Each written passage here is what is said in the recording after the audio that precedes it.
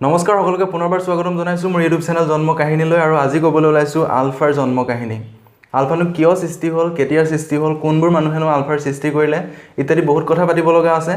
কিন্তু এই কথাবোৰ যিহেতু মই নিজৰ ফালৰ পৰা ক'ব নোৱাৰোঁ কাৰণ আলফাৰ লগত মোৰ কোনো যোগসূত্ৰ নাই, গতিকে মই আজিলৈকে আলফাৰ বিষয়ে যিমান পঢ়িছোঁ কিতাপে পত্ৰই বাতৰি কাকতে তাৰ ওপৰত ভিত্তি কৰি এই ভিডিঅ'টো বনাইছোঁ। এখন কিতাপ মোৰ হাতত আছেই, আলফা সেউজীয়া সপোন তেজৰঙা ইতিহাস। যদি কাৰোবাৰ পঢ়িবলৈ মন আছে মোৰ লগত কণ্টেক্ট কৰিলে হ'ল। সো বলক আলফাৰ একেবাৰে প্ৰতিষ্ঠাৰ প্ৰাৰম্ভিক পৰ্যায়ৰ পৰা আজি আলোচনা কৰিম।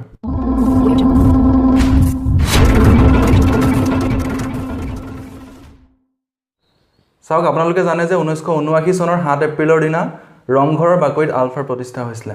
কিন্তু সেয়াই আলফাৰ আৰম্ভণি নহয়। তাৰো ছমাহমানৰ আগতে লাকুৱাৰ চলাপথাৰ বুলি এটুকুৰা জেগাত এখন মিটিং হৈছিলে, এখন চিক্ৰেট মিটিং হৈছিলে এটা পৰিত্যক্ত ঘৰত। সেই মিটিংখনত আছিলে প্ৰায় 50জনমান ব্যক্তি। সেইসকল ব্যক্তিৰ মাজতে উপস্থিত আছিলে ভদ্ৰেশ্বৰ বুঢ়াগোহাঁই, যিজন পিছলৈ অসম বিধানসভাৰ উপাধ্যক্ষ হৈছিলেগৈ। আৰু তাতে উপস্থিত আছিলে সেই সময়ত গড়গাঁও কলেজৰ প্ৰিন্সিপাল চন্দ্ৰ আৰান্ধৰা, তেওঁ আছিলে AGPৰ কেবিনেট মিনিষ্টাৰো। কিন্তু এতিয়া কথা হ'ল সেই মিটিংখন আচলতে অৰ্গেনাইজ কৰিছিলে কোনে, সেইটো কথা আটাইতকৈ ইম্পৰ্টেণ্ট।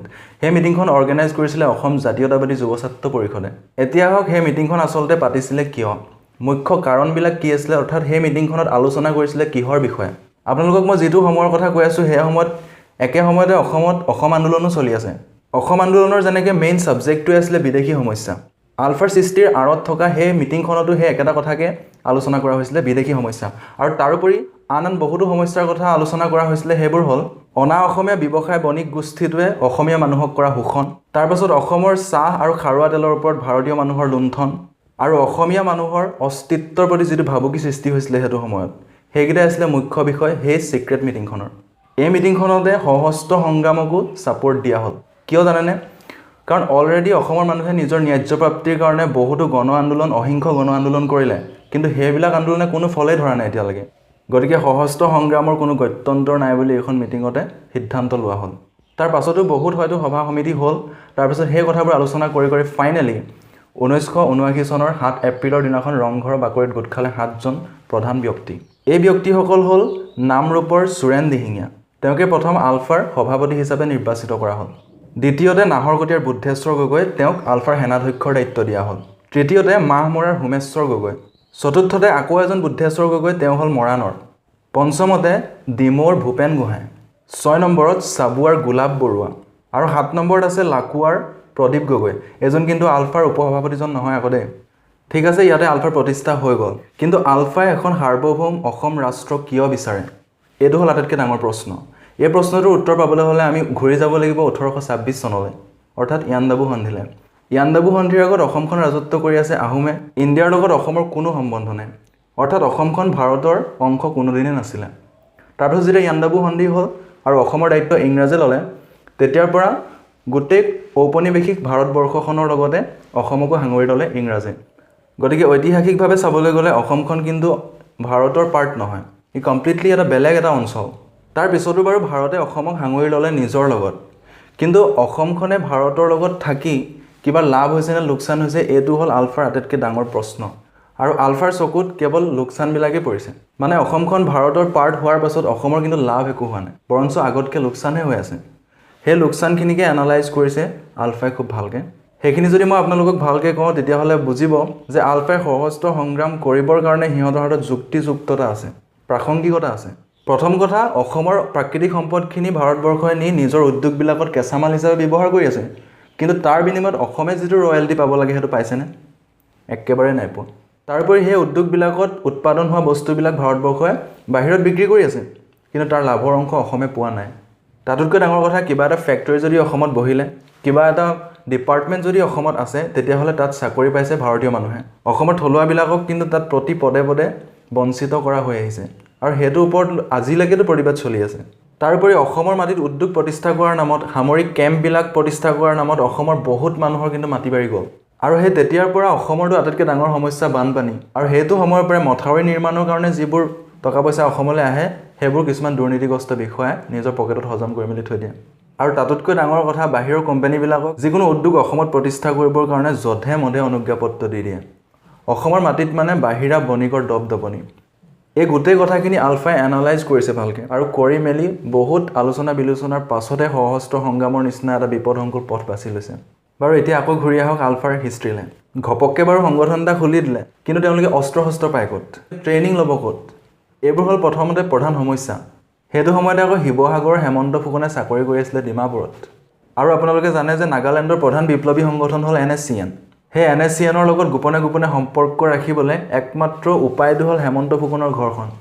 সেই ঘৰখনৰ পৰাই গোটেইখন লিংক লাগিলে আৰু NSCNৰ নেতাসকলে আলফাৰ নেতাসকলক তেওঁলোকৰ মেইন কেম্পলৈ নিমন্ত্ৰণ জনালে আৰু তাৰ পাছতে আৰম্ভ হ'ল আলফাৰ সামৰিক প্ৰশিক্ষণ।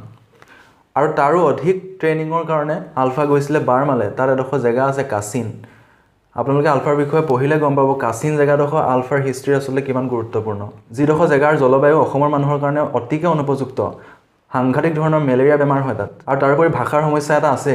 আকৌ তাৰোপৰি বাৰ্মিজ পুলিচে আক্ৰমণ কৰিবলৈ আছে। ইমান বেছি ৰিস্কৰ মাজত আলফাৰ সদস্যসকলে সেইটো সময়ত সামৰিক প্ৰশিক্ষণ লৈ আছিলে। তাৰোপৰি আলফাই প্ৰথম অৱস্থাত অসমত কিমান ভাল কাম কৰিছিলে। মদ, জুৱা, ভাং বা যৌনগন্ধি যিকোনো বস্তু তেওঁলোকে নিষিদ্ধ কৰি দিছিলে। তাৰপিছত মানুহৰ লগত হাতে কামে লাগি জলসিঞ্চনৰ ব্যৱস্থা কৰিছিলে, মথাউৰি নিৰ্মাণ কৰাৰ ব্যৱস্থা কৰিছিলে, ৰাস্তা ঘাট ঠিক ঠাক কৰিছিলে। কিন্তু আলফাক চলিবলৈ টকা পইচাৰ দৰকাৰ হ'ল। তাৰোপৰি আলফাক এটা পপুলাৰিটি দৰকাৰ হ'ল, কাৰণ আলফা বুলি সংগঠন এটা আছে ভাৰতবৰ্ষই গমেই নাপায় দেখোন। গতিকে সিহঁতে কি কৰিলে জানেনে? আৰম্ভ কৰি দিলে বেংক ডকাইতি। আৰু প্ৰথমটো বেংক ডকাইতি কৰিলে 1985 চনৰ 10 মে'ৰ দিনা ইউনাইটেড কমাৰ্চিয়েল বেংকৰ শিলপুখুৰীৰ যিটো গুৱাহাটীৰ ব্ৰাঞ্চ আছে সেইটোত। আৰু তাৰে মেনেজাৰ গিৰিশ গোস্বামীয়ে যেতিয়া মনে পুলিচক ফোন কৰিবলৈ ল'লে, তেতিয়া আলফাই গুলি কৰি তেওঁক হত্যা কৰিলে। ইয়াৰ পাছতো আলফাই বহুতকেইটা বেংক ডকাইতি কৰিছে। তাৰ পাছতে আলফাই যে জনগণৰ মাজত বহুত কাম কৰি আছিলে, সেইবিলাকৰ মাজতো সিহঁতৰে পালি নেতাবিলাকৰ মাজত বিভিন্ন সংঘাত হৈ অসমত এনেকুৱা এটা পৰিস্থিতিৰ সৃষ্টি হ'বলৈ গ'ল যে এটা সময়ত অসমততো আপোনালোকে জানে যে ৰাষ্ট্ৰপতি শাসন পৰ্যন্ত হৈ গ'ল। আৰু তাৰ পাছতে আৰম্ভ হৈ গ'ল আলফাৰ বিৰুদ্ধে দুটা ডাঙৰ অপাৰেশ্যন। আপোনালোকে নাম নিশ্চয় শুনিছে। এটা হ'ল অপাৰেশ্যন বজৰং আৰু এটা হৈছে অপাৰেশ্যন ৰাইনো। সেই অপাৰেশ্যন কেইটাৰ সময়ত অসমত যি গতি হৈছিলে সেইবোৰ মই বৰ্ণনা কৰিব নালাগে, সকলোৱে জানে। কিমান নিৰীহ মানুহ মৰি গ'ল, কিমান জীয়ৰী বোৱাৰী ধৰ্ষিত হ'ল, তাৰ কোনো হিচাপ নাই। কিন্তু তাৰ লগে আলফাৰো বহুত কলা অধ্যায় আছে, যিবোৰ সেনাবাহিনীৰ অভিযানৰ লগে মুকলি হ'ল। আটাইতকৈ ডাঙৰ কলা অধ্যায়টো হ'ল লক্ষীপথাৰত যেতিয়া সেনাবাহিনীয়ে অভিযান কৰিছিলে, তেতিয়া তাত এটা গণ কবৰ উদ্ধাৰ হৈছিলে।